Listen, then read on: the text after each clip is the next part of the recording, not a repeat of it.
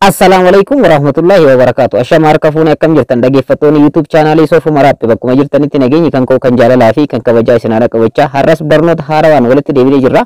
Video har'aa keessatti kan isinitti agarsiisu baatirii bilbila keessanii qusachuudhaaf settingiiwwan sirreeffachuu qabdan lama isinitti agarsiisa. Settingiiwwan kanneen lamaan sirreeffachuudhaan baatirii bilbila keessanii yeroo dheeraadhaaf akka isiniif turu gochuu ni dandeessanii. Kana qofa miti dhaggeeffattoota kan bilbila keessanii illee baatirii bilbila keessanii akka isin jalaan hin dhumne qofa osoo hin taane security bilbila keessaniitiif illee baay'ee settingiiwwan barbaachisoo ta'anidha. Settingiiwwan kanneen akkamitti sirreeffachuu akka dandeessanii fi settingiiwwan kanneen immoo eessatti argachuu akka dandeessan video har'aa keessatti ni ilaalla. Namoonni bilbila qabdan hundi keessanuu settingii kana sirreeffachuudhaan baatirii bilbila keessanii qusachuu ni dandeessu.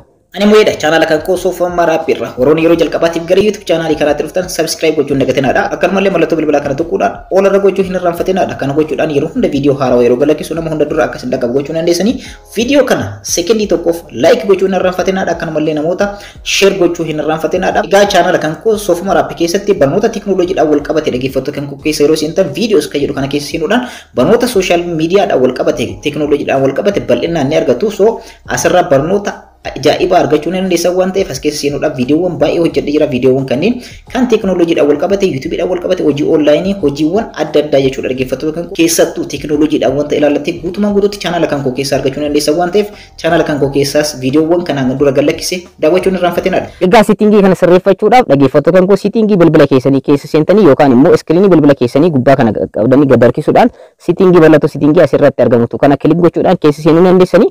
Already settingii bilbila keessanii bilbila nama hundaa irratti ni argama waan ta'eef settingii bilbila keessanii keessanii seentu.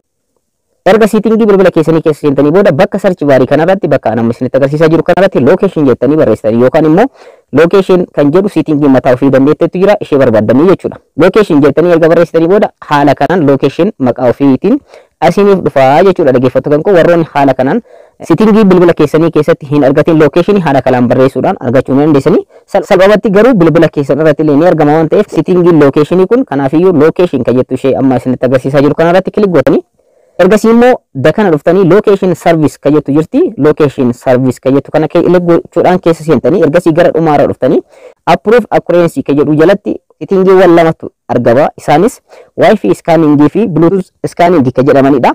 Egaa settingiiwwan kanneen lamaanuu off godhachuudhaan baatiriin bilbila keessanii yeroo dheeraadhaaf akka turu gochuu ni dandeessanii. Akkanumallee security bilbila keessanii illee sirriitti eeggachuu ni dandeessan jechuudha. Jalqaba irratti wifi scanning bluetooth kan jedhu kun on ta'ee haala kana yoo kan jiraatu ta'e off gootanii jechuudha. Kana gochuudhaan wanti isin argattan faayidaan guddaan isin argattan wifiin bilbila keessanii yeroo isin bilbila keessanitti hin fayyadamne background irratti access godhee baatirii bilbila keessanii akka hin fixne isiniif taasisaa jechuudha. Inni lammaffaa immoo bluetooth scanning kan jedhu kanaadha.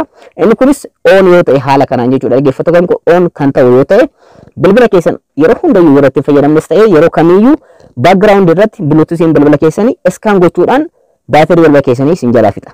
Kanaaf settingii kana off godhattan jechuudha.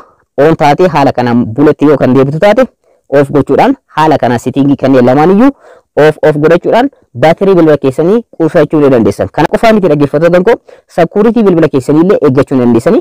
Karaa wifiitiin karaa bluetoothiitiin namni bilbila keessan hack gochuu danda'a waan ta'eef bilbila keessan hakkaroota irraa eeggachuu ni dandeessanii. Egaa settingiiwwan kanneen lamaan sirreeffachuudhaan baatirii bilbila keessanii yeroo dheeraadhaaf akka turu gochuu ni dandeessan. Akkanumallee security bilbila keessanii eeggachuu ni dandeessanii. Settingiiwwan kanneen lamaan sirreeffachuudhaan bilbila keessan yeroo baay'eedhaaf akka isin tajaajilu gochuu ni dandeessan. Barnoonni kan koo kanarraa kana fakkaata. Akka itti fayyadamtan akka irraa fayyadamtan abdii qaba.